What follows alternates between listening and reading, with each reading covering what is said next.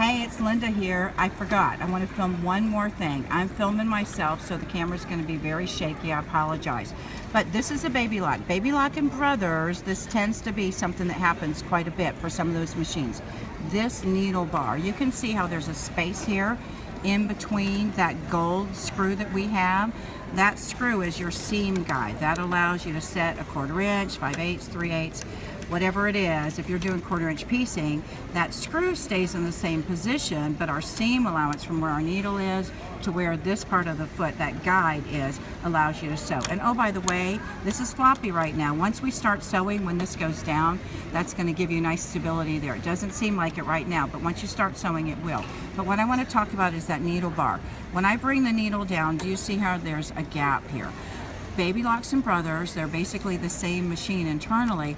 They'll sometimes have this longer screw. This one isn't so long, but some of them, they make a very long screw.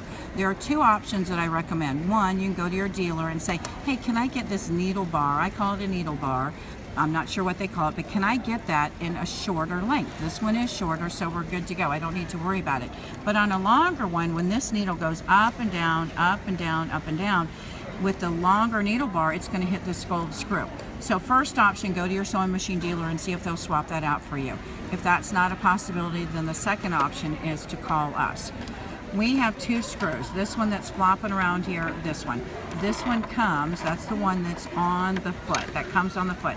I like it because it's got this fat area that you can unscrew. Let's see if I can unscrew from the back. I can tighten this up easily, so my fingers can get around that. But if that hits, it's hitting the top of that. Instead, we'll send you this little guy here. That, maybe you can see, I'm going to zoom in, sorry about this, but that, you'd have to use a screwdriver every time you want to adjust it. It works, but you've got to use that screwdriver to adjust it. This one is shorter. Let's see if I can turn it on the side. This here, this part there is much shorter than this. It's not as tall. So when it's sitting up, it doesn't sit up as tall. When that needle bar is longer, it won't hit that screw. So you don't have to worry about any issues there.